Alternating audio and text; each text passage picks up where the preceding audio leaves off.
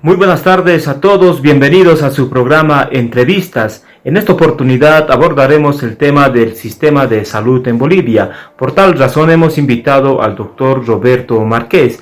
Roberto Márquez es médico salubrista, representante del FRI y candidato a senador por Tarija por la Alianza Comunidad Ciudadana.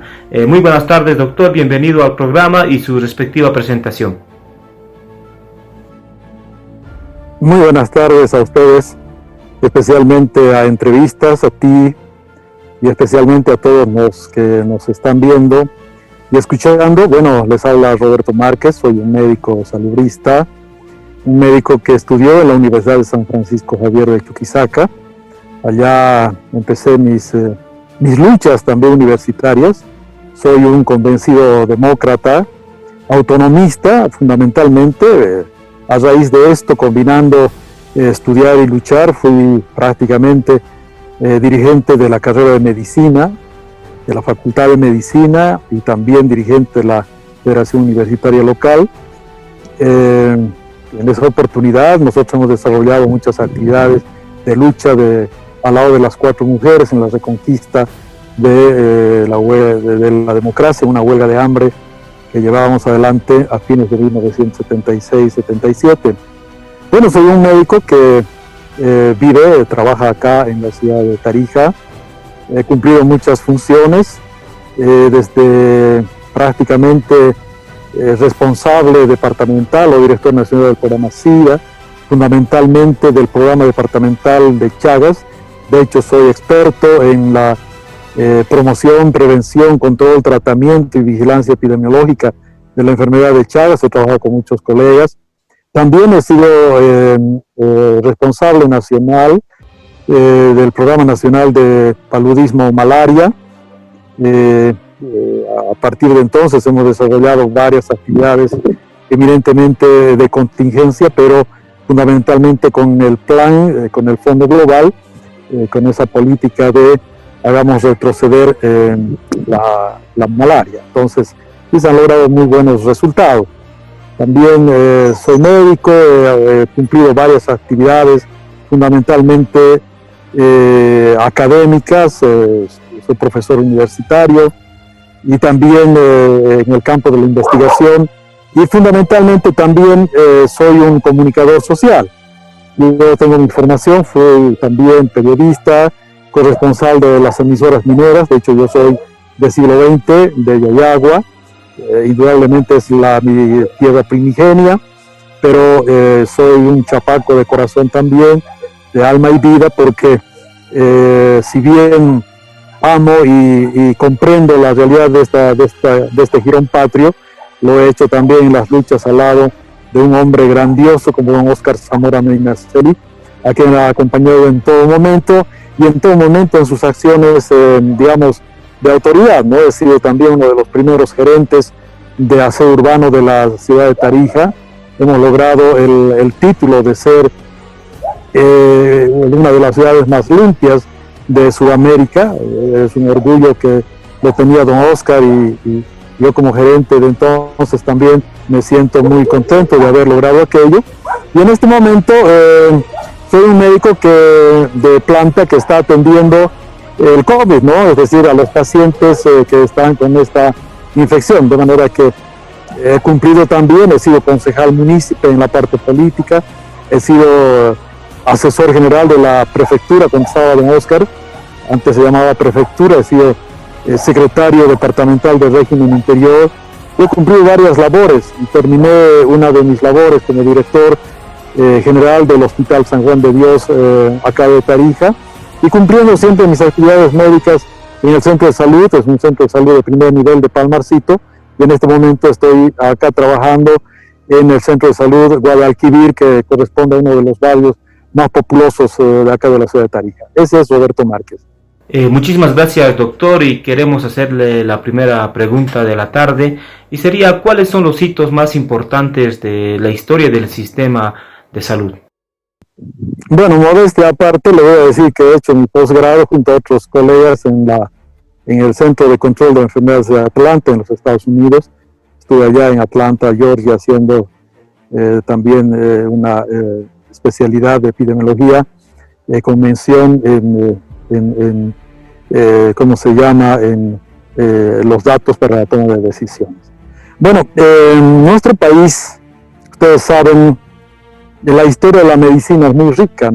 Bolivia va a cumplir el año 2025, 200 años de la creación, y si nosotros vamos a hablar de los 200 años, creo que Bolivia tiene hitos muy importantes. Ustedes saben que Bolivia, antes de llamarse Bolivia, se llamó Bolívar, pero más antes de eso éramos un Alto Perú que dependía del Virreinato de la Plata y del Virreinato del Perú. Hemos sido siempre un país así, sin una definición clara en varias cosas. En cuanto al perfil epidemiológico de entonces, indudablemente teníamos pues la varicela, el paludismo, la malaria, la leishmaniasis y en fin, todas aquellas enfermedades que azotaban a la gente de entonces, ¿no? Pero la medicina no había, ya occidental, todavía no había llegado con fuerza. Pero lo más importante y destacable es cuando ya se crea la República, nuestro primer presidente, el libertador Simón Bolívar, que tuvo conocimiento fundamentalmente en Francia del desarrollo de las ciencias médicas y fundamentalmente Pasteur, que fue uno de sus, a quienes él lo leía y le seguía permanentemente, consideró de que el problema en Bolivia, una vez en la Constitución, en la primera Constitución política de Bolivia, implementa la necesidad del aseo general en todos los sectores. Es decir, no se podía concebir que en las iglesias era donde enterraban, por ejemplo, a los muertos, y en algunas viviendas. Él consideraba de que esas cosas deberían parar. Es a partir de la primera Constitución donde se construyen los cementerios. Imagínense, es decir, prácticamente los cementerios nacen con la primera Constitución, porque los muertos, ya sea por causas naturales o por enfermedades, se enterraban en algunos casos en las iglesias, en algunos casos en los propios domicilios o cerca de los domicilios. Entonces es una cuestión fundamental, pero no era muy profunda, muy clara esa Constitución, porque evidentemente establecía algunos rangos fundamentales en el tema del cumplimiento de algunas normas, de algunas normativas de tipo ético, por ejemplo, en los hospitales de ese entonces. Habían algunos hospitales antiguos allá en la ciudad de Sucre, algunos en la ciudad de La Paz, uno en la ciudad de La Paz, pero no más. En realidad, quienes accedían entonces a los hospitales eran prácticamente la gente que primero que estaba que se quedó de la realeza, gente que tenía muchísima plata, pero el resto, por ejemplo, como los negros, los esclavos, y en fin, la población en general, estaba pues en ese entonces librada a sus usos y costumbres, como dice esa primera Constitución, que había que respetar las costumbres. Pero las costumbres de ellos eran, como los negritos del África trajeron todas esas sus tótems, sus costumbres, en fin. Entonces se pensaba que la medicina era producto de brujerías, era producto de algunos milagros, era producto de algunos hechos que indudablemente influían de algún ser supremo, que puede ser, por ejemplo, el diablo o algunas cosas de esa naturaleza. No fue clara, eso llegó prácticamente hasta alrededor casi de 1880, donde el país vivió en esas condiciones. Yo creo que el hito más importante en la medicina en nuestro país es cuando, alrededor del año 1900, empieza a definirse claramente la necesidad de establecer un sistema de salud en la República de Bolivia. Porque ya había crecido mucho, porque Bolivia empezó con 1 millón y pico de habitantes, pero ya más o menos al año 1900 ya estuvimos por lo menos bordeando los 3 millones y medio de habitantes. Entonces había que definir claramente una política de salud. La política de salud entonces, que fue muy importante, definió un sistema de salud que contemplaba que todos aquellos que pertenecían y trabajaban podían tener derecho a la atención en los hospitales. Entonces, y aquellos que aquellos sectores del campo, porque no nos olvidemos que estuvimos en una sociedad feudal y esclavista. Indudablemente esos beneficios de llegar a un hospital, de llegar a un centro de salud no alcanzaba a los esclavos, no alcanzaba a aquellos sectores campesinos no esclavistas, porque eran negros esclavos, negros no esclavos, habían campesinos pobres y también habían campesinos medianamente y algunos campesinos ricos, que ellos sí podían acceder al sistema de salud. Pero de todas maneras ya había empezado a hablarse del sistema de salud, ya se empezó a conocer las primeras investigaciones, ya estaba haciendo escarnio la viruela en nuestro país. Entonces, pero cuando empieza un hito importante, también fue cuando empieza el sistema de aseguramiento. Ya por los albores de 1932, cuando empieza la guerra del Chaco, cuando se desarrolla la guerra, es cuando los gobiernos de entonces, y especialmente Salamanca, se preocupa porque las mujeres que se quedaron en Bolivia tuvieran una especie de seguro y podían acceder a un seguro, fundamentalmente aquellas mujeres trabajadoras, porque la industria, la artesanía incipiente en nuestro país tuvo que captar a las mujeres y jóvenes y niños prácticamente para que tuvieran que estar trabajando para la producción de ropa y en algunos casos, dedicarse también a la agricultura y fundamentalmente a la incipiente industria y manufactura. Entonces, ahí empezó el criterio de un aseguramiento, pero uno de los hitos también fundamentales fue con la creación de la Caja Nacional de Salubridad, ¿no? Una especie de una caja donde los trabajadores podían depositar por una parte los patrones y por otro lado el Estado. Entonces fue una combinación un poco importante que dio lugar a lo que ahora conocemos la Caja Nacional de Salud, que cubre prestaciones y fundamentalmente también a sus afiliados y tiene que ver también con el seguro de vejez y tiene que ver con el seguro de maternidad, en fin, así es como empezó la Caja Nacional de Salud. Pero, ¿dónde se fortalece la Caja Nacional de Salud? Sale como una conquista fundamental de los trabajadores de Bolivia. Es decir, cuando se crea el Ministerio de Salud, el Ministerio de Trabajo, el Ministerio de Trabajo se crea en la gestión del doctor Víctor Paz Estensoro, pero a raíz de una movilización, digamos, nacional de los trabajadores mineros y los trabajadores de todo el país, que imponen que el nuevo gobierno que se asentó debería contar, los trabajadores, debería otorgarles a los trabajadores un ministerio del trabajo que salga por los fueros de los trabajadores, que salga en defensa de los trabajadores.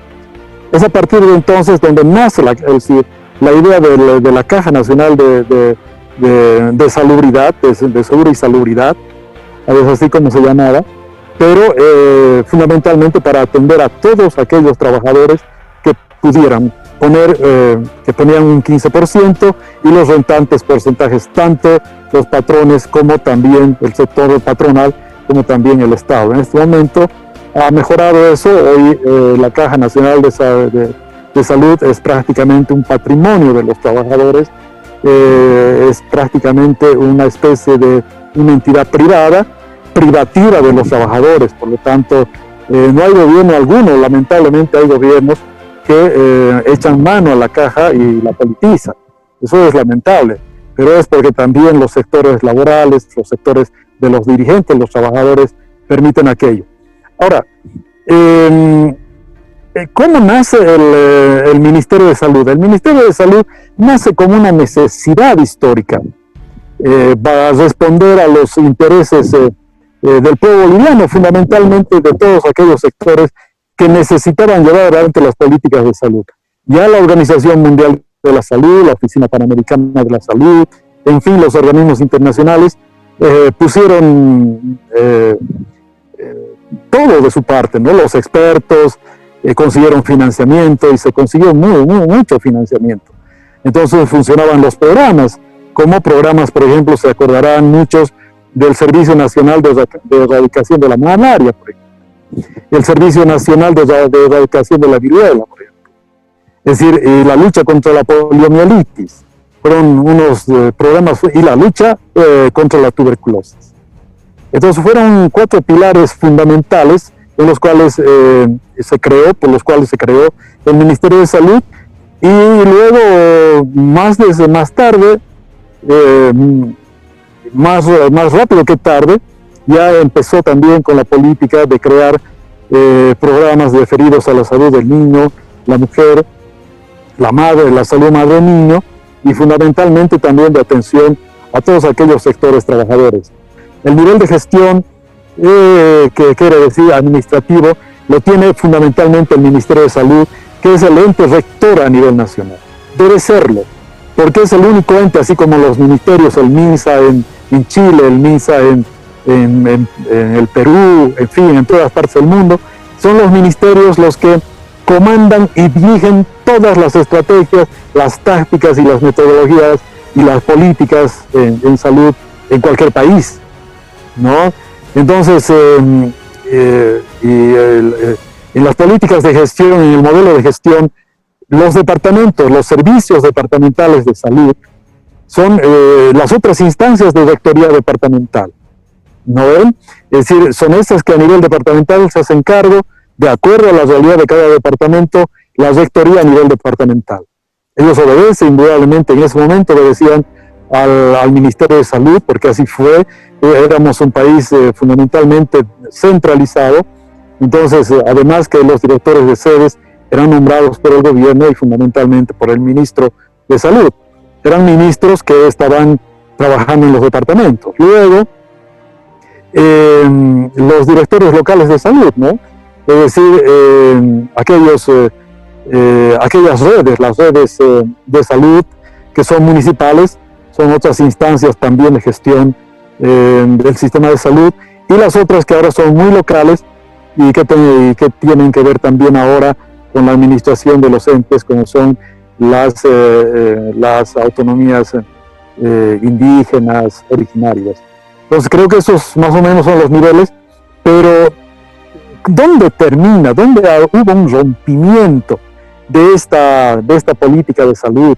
Que me parecía en un momento que esto sí habría de dar resultados. Fue el año 1994, la gestión de Gonzalo Sánchez Lozada. Es allá donde empiezan las leyes de privatización total, se privatizó también la salud y la educación fundamentalmente, y es en este momento en el que el gobierno delega sus responsabilidades a las alcaldías. Entonces las alcaldías se hacen cargo de los primeros, segundos y terceros niveles, y empieza el descalabro, porque si bien a los municipios les dan responsabilidades, pero no les dieron recursos, y les dieron responsabilidades a los municipios cuya especialidad no fue jamás la de atención de la salud. Entonces, además, se hicieron cargo los municipios de contratar la parte administrativa, ya no el ministerio, y además de hacer algunas obligaciones, además de atención en los hospitales. En el gobierno de Evo Morales esto empeoró. Él empeoró el sistema de salud porque pasó a las prefecturas, a las gobernaciones los terceros niveles y los institutos. Entonces, para hacerse cargo,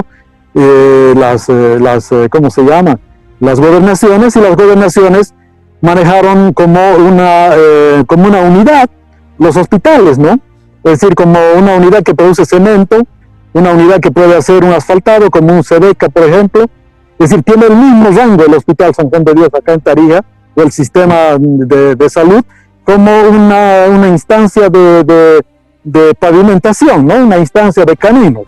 O sea, igual, más o menos igual, el mismo trato, ¿no? El mismo trato como una unidad dependiente de las gobernaciones.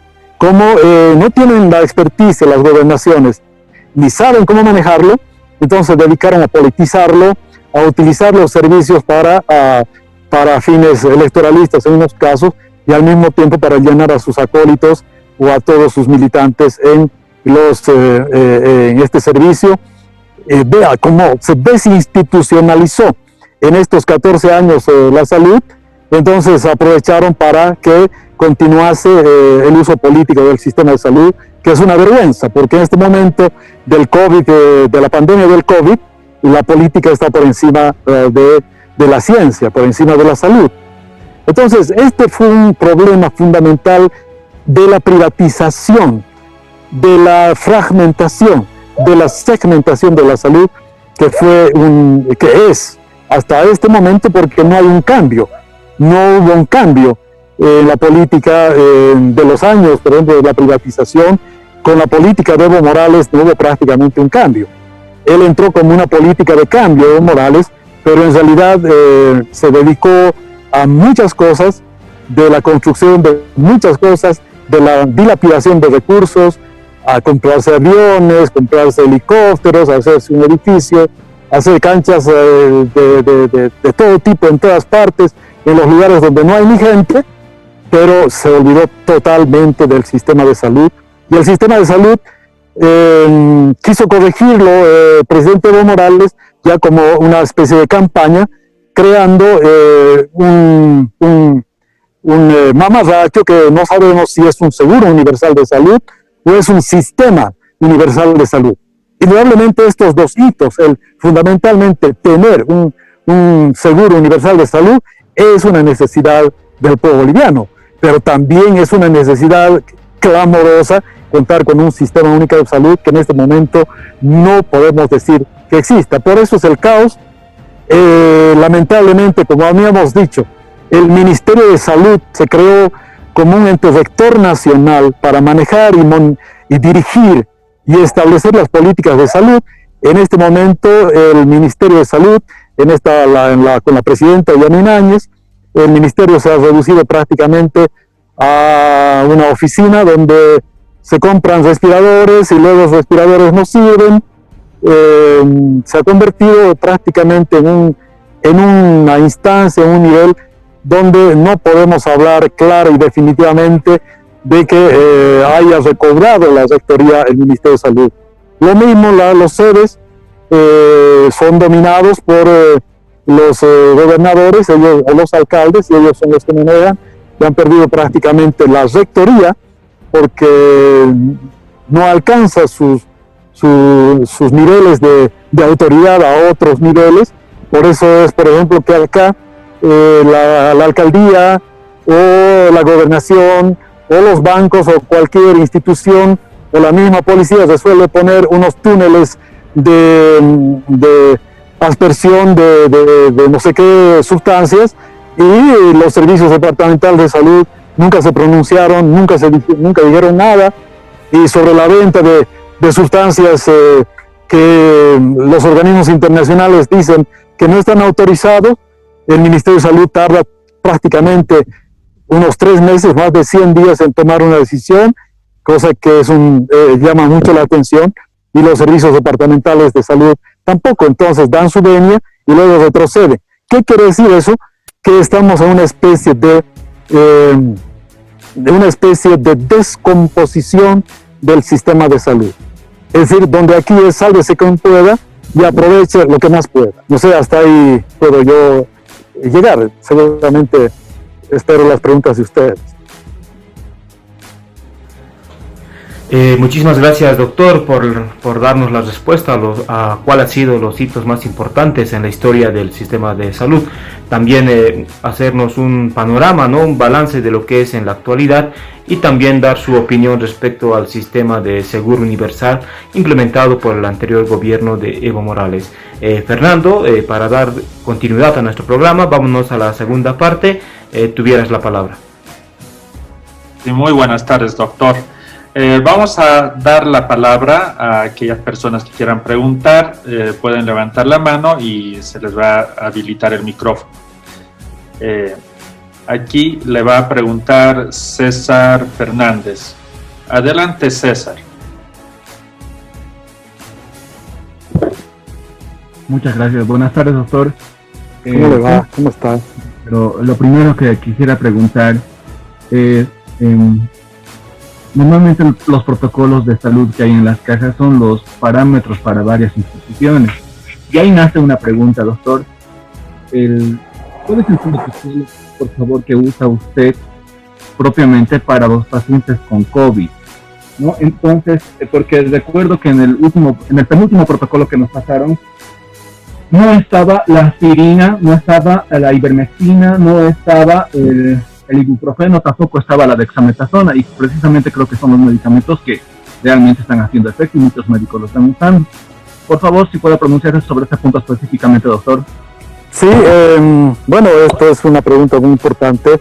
La verdad es que, como usted sabe, estamos en presencia de un virus altamente virulento, un virus que lo desconocíamos nosotros y de pronto aparece aquí. Entonces nuestros colegas y todos los colegas están llevando adelante la medicación fundamentalmente signo sintomatológica, ¿no? Para eso, indudablemente no hay un protocolo establecido. Se elaboran los protocolos en función a la utilización al momento en el que se va a utilizar, fundamentalmente aquellos que se usan en el proceso de complicación de los cuadros. Entonces, en ese sentido, son esos productos los que se están utilizando. Evidentemente, por ejemplo, primero se habló del problema de la ivermectina. No tenemos un conocimiento, una robustez sobre el rendimiento sí conocemos el rendimiento de la ivermectina in vitro, sabemos que sí, evidentemente tiene un efecto bastante importante, con una reducción de casi un 5.000% la tasa de reducción de la viremia, pero eso es muy importante. Pero, ¿cómo le podría decir?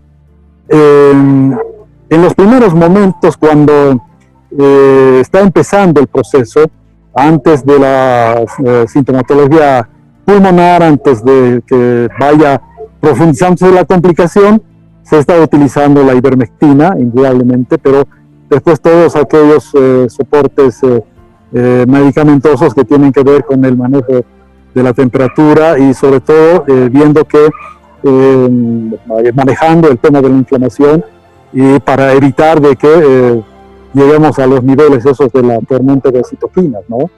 Es decir, creo que eso estamos haciendo. Yo estoy en este momento manejando todos aquellos COVID con sintomatología leve. Son otros colegas que los derivamos después, que van que es un porcentaje de pacientes complicados que van atendiendo nuestros colegas de la UTI, ¿no? Que fundamentalmente son respiratorios. Muchas gracias, doctor. La siguiente pregunta es de Romeo Barrientos. Adelante, Romeo. Buenas tardes, doctor. Mi consulta era sobre los hospitales a nivel departamental. ¿Cómo evalúa la situación en los 3 departamentos del eje, que son Cochabamba, La Paz y Santa Cruz? Si están colapsando, y cuál es la situación en los departamentos que tienen los sistemas de salud más precarios, como pueden ser Pando, Beni, y no sé si en el mismo grupo también entra Tarija, Chuquisaca, Pando, yo digo Potosí y Oruro. Eso sería todo. Claro, todos en general los hospitales tienen una línea general en su tratamiento. Evidentemente no conozco muy bien lo que sucede en los hospitales del eje, fundamentalmente Santa Cruz, Cochabamba y La Paz, pero todos los hospitales que han pasado a manos de las gobernaciones tienen un manejo un poco lamentable y político, y eso es una norma a nivel nacional. Creo que en el momento fundamental de que se institucionalicen los hospitales, en función a los decretos supremos ya existentes. Además, todos nosotros los médicos nos hemos movilizado, hemos hecho marchas, todo, pidiendo la institucionalización de todos los cargos y fundamentalmente de los directores de los hospitales y de todas las direcciones y las subdirecciones. Entonces, ese momento en el que considero, más creando directorios que sean sostenibles con la participación fundamentalmente del pueblo, de la comunidad, creo que podemos lograr sostener unos buenos hospitales, tanto los hospitales de tercer nivel como los institutos, que indudablemente yo considero que a partir de los méritos y de la capacidad que tengan de poder, aplicar la normatividad, podemos primero tener en la institucionalidad estableciendo médicos, directores de los establecimientos que realmente tengan capacidad para llevar adelante el funcionamiento de un hospital. No sé si os respondo la pregunta. Muchas gracias, doctor. También tenemos preguntas a través del interno en chat, y una de las preguntas es de Lice Villarruel, quien pregunta: ¿cuál es la propuesta de Comunidad Ciudadana para mejorar el sistema de salud en Bolivia? Bueno, uno de los aspectos fundamentales de la propuesta de nuestro candidato Carlos Mesa, Gustavo y de todos nosotros, de Comunidad Ciudadana, fundamentalmente es potenciar los primeros niveles de salud. Es decir, desarrollar la estrategia de atención primaria de salud que se base en la persona, en la familia, en la sociedad. Creo que esa es una visión fundamental, porque la medicina tiene que estar dirigida fundamentalmente a considerar al ser humano como un ser humano primero, no como un objeto o como como un cliente que trae dinero al consultorio y nada más, ¿no? Entonces, si uno le da su receta, pero trae la platita, no.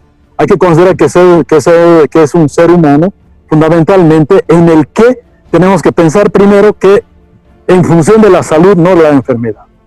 Si pensamos en función de la salud, lo que tenemos que hacer, como dice nuestro programa, es desarrollar estrategias fundamentalmente de participación comunitaria. Una especie de reedición de lo que pasó hace muchos años atrás, pero es que no se puede concebir la salud sin la participación del pueblo. Hoy está sucediendo un problema. No puede el sistema de salud manejarse eficientemente porque hay un eje fundamental, un pilar fundamental, que es el pueblo organizado, que no está participando. El pueblo es un sujeto, el pueblo no es sujeto, es un objeto. El pueblo es un recipiente de todas las medidas, ¿no? No salgas de tu casa, quédate en tu casa, venías esto, lávate las manos, ¿no? Ponte barbijo, no salgas. O sea, en vez de que la política sea al revés, digamos, nos ponemos el barbijo, no salimos de la casa, nos protegemos en la casa estamos a salvo, en la casa nosotros nos protegemos, la casa nos protege, la casa nos ama.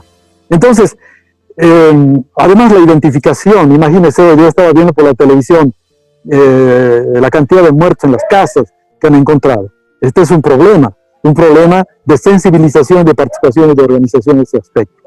Ahora, también el programa habla del tema de desarrollar una política de atención de parte especializado en lugares de atención, donde el sistema de salud no puede llegar a las comunidades más alejadas. Entonces, establecer centros de atención para madre, niño y especialmente a la embarazada. Y esto me parece que es una estrategia fundamental en el hecho de que se puede cortar la mortalidad materno-infantil en la casa. Si en la comunidad desarrollamos políticas de esta naturaleza, creo que con el apoyo técnico, médico fundamentalmente en las comunidades, es decir, la política de Comunidad Ciudadana es llevar la salud a la comunidad, llevar la salud a la familia, llevar la salud a la sociedad, al ciudadano. No que el ciudadano llegue al servicio, la comunidad depende del servicio, la persona llegue al servicio. Más bien, todos los equipos de salud dispuestos y plenamente al servicio del pueblo. Yo creo que del ciudadano. Este me parece que es un hito muy importante de los muchos otros que está encarando la política, fundamentalmente ligada, destinada a lo que significa el fortalecimiento, por ejemplo, de todos los hospitales. Es decir, en su equipamiento, en su creación de hospitales, no con una visión hospitalaria, no una visión de que el hospital da salud, sino una visión de que cuando se necesite el hospital, entonces el hospital espere al paciente y tenga capacidad de resolver al paciente. Un tema importante. Se está inscribiendo en este momento Carlos y Comunidad Ciudadana en la lucha porque se consolide ese 10% fundamentalmente para la salud. Ese 10% tiene que estar dirigido no para la burocracia, no para crear administrativos y burócratas, sino para los ítems para médicos, para darle a los médicos la seguridad de que ellos sí puedan trabajar y puedan quedarse trabajando y evitar la fuga de cerebros de profesionales al exterior. Yo creo que eso es muy importante, que además puedan distribuirse los recursos, no solamente responsabilidades a las alcaldías, sino también recursos, no solamente responsabilidades a las gobernaciones, sino también recursos. Yo creo que con recursos económicos bien manejados, con cero corrupción, fundamentalmente cero corrupción. Yo, siendo elegido senador, voy a ser vigilante estricto de esta situación y no voy a permitir que un peso que debe servir para comprar un remedio para un niño se robe y se hagan millonarios con eso. Este es un punto de vista. Muy importante su aclaración y su explicación, doctor Roberto Márquez. La siguiente pregunta es de Álvaro Guerra. Adelante, Álvaro. Buenas tardes. ¿Cómo estás, Álvaro? ¿Cómo te va? Muy bien, doctor, muy honrado de haberlo escuchado en su exposición. Y no sé si estarán de acuerdo. Sobre todo provocativa su participación, que nos da temas para pensar, para analizar, para reenfocar nuestra propia visión en torno a lo que está sucediendo. Yo, por ejemplo, jamás había pensado el cambiar, ¿no?, de ser objeto de la salud a ser sujeto participante en la salud. Creo que si eso se hubiera hecho, muchos problemas nos hubiéramos librado a estas alturas. Doctor Márquez, aprovechando su particular hibridación, tanto en su formación científica médica y también su formación en el área de la política, ¿cuál sería su balance general hasta ahora del manejo político de la pandemia? Porque no podemos negar que hay una faceta política, tanto del uso que están haciendo algunos partidos políticos o, por ejemplo, este gobierno transitorio, que yo lo caracterizo como gobierno transitorio fracasado, que nos está llevando poco a poco a creer, por ejemplo, en la participación de Arturo Murillo, que al virus lo vamos a atacar a patadas, como él nos quiere atacar a todos nosotros, ¿no? No haces caso, te pateamos. Sales a la casa, te vamos a patear. Y luego, como esta mañana repite, después de la pandemia van a ver que lo que les habíamos pateado había sido una cosa buena, ¿no? Doctor, aprovechando su alta formación en estas dos áreas, ¿cuál es su balance general en torno a lo que está sucediendo actualmente en el uso político de la pandemia por parte del gobierno y otros partidos políticos? Bueno, muy preocupante, ¿no? Porque vos has hecho un enfoque que al mismo tiempo se me paran los pelos y tú ves que el momento de... nosotros hemos sido peleadores, luchadores, hemos estado en las calles prácticamente marchando en Navidad, en Año Nuevo. Para nosotros no había ni feriado, ni lluvia, ni viento, ni nada. Nosotros en la calle para la derogatoria del artículo 205 del Código Penal, que nos penalizaban a los médicos la práctica médica. O sea, los abogados estaban llenos ya, esperando y frotándose las manos para meternos adentro por cualquier error que nosotros podíamos voluntaria o fundamentalmente involuntariamente cometerlo, pero además inducidos, ¿no? Pero logramos eso y logramos también sostener una huelga indefinida tan importante antes de las elecciones, ustedes se acordarán, y lo hicimos porque ya el pueblo estaba cansado de Evo Morales. El pueblo ya no quería saber de Evo Morales porque nos habían prometido el Seguro Universal de Salud, que era una panacea, que no habían recursos, que 200 millones de dólares para atender a más de 11 millones de bolivianos. Era un chiste. Entonces era nada más que una política, y en este momento, una campaña electoral, y en este momento no tenemos ni medicamento. Es decir, los médicos de las áreas de salud no tenemos medicamento, no tenemos implementos de bioseguridad. O sea, estamos prácticamente expuestos a la muerte, ¿no? Porque el virus te puede acabar. Entonces, si tienes luego de una lucha fe y se hizo cargo una mujer en el que todos apoyamos y todos volcamos nuestra fe, y que al día siguiente se convierta en candidata, dividió, destrozó toda una ilusión de unidad del pueblo boliviano. Y esto significó prácticamente que ante la ausencia de una organización, porque 14 años no tuvo Evo Morales la visión, no lo tuvo nunca, ni una visión de país, pero no tuvo nunca una visión de cómo se maneja la salud, mínimamente mantener una organización territorial de comités populares de salud, así como fue años atrás con la participación organizada del pueblo, no con una visión como los movimientos sociales que eran para mantener a Evo Morales en el poder, sino más bien para garantizar muchos aspectos como la salud y fundamentalmente la educación en cada una de las comunidades y en los barrios. Lógicamente se habría tenido éxito, pero no, nos encontró con un país desorganizado, totalmente peleado, totalmente enfrentado, con un país donde entre bolivianos que no nos queremos ver, entre bolivianos que no creemos que la enfermedad está producida por un virus, sino creemos que viene por que la derecha ha traído aquello, que ha traído la tecnología 5G, que ha traído cualquiera que es enemigo de ellos, y los médicos nos hemos convertido en enemigos de ellos.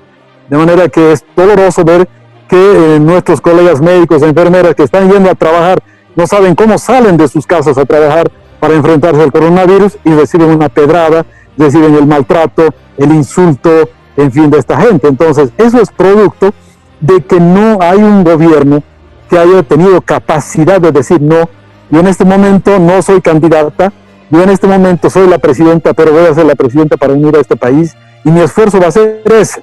¿Qué es lo que voy a hacer? Voy a tener un ministerio de salud que tenga una visión de organización, una visión de manejo, una visión de manejo no corrupto, limpio, transparente del sistema. Entonces, yo te digo que ante la ausencia de esta situación vino el uso político, es decir, ahora sí voy a utilizar el COVID, el SARS-CoV-2, yo voy a utilizar el coronavirus como un agente que me va a permitir ganar las elecciones, ¿no? Entonces, y ganar plata.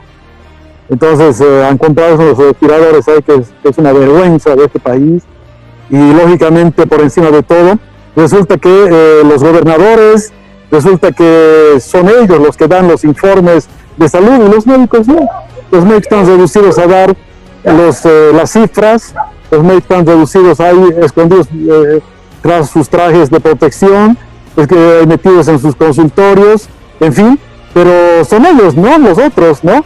Los que definitivamente están queriendo mostrarse como ellos sí son los salvadores de la salud.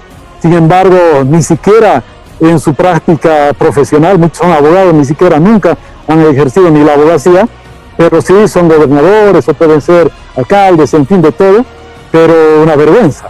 Entonces quieren tomar el papel de médicos sin tener ningún conocimiento y son neófitos en el tema. Es decir, como fue un neófito el presidente que salió, volvieron nuevamente otros neófitos en la cuestión de salud. Muchas gracias, doctor Roberto Márquez. Bueno, esa sería la ronda de preguntas. Vamos a darle la palabra a José Choque. Muchísimas gracias, Fernando. Muchísimas gracias, doctor Roberto Márquez. Hemos llegado a la parte final del programa.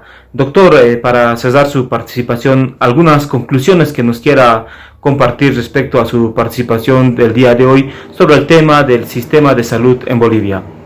Yo creo que es fundamental de que como sociedad nosotros también tomemos conciencia.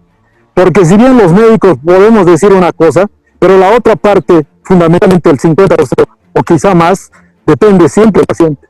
Porque si el paciente no obedece y hace cosas que no entra por una oreja y le sale por la otra, saliendo del consultorio se olvidó que le dijo el médico, entonces estamos en un problema. El médico solo puede hacer, el médico no resuelve, no es un Dios.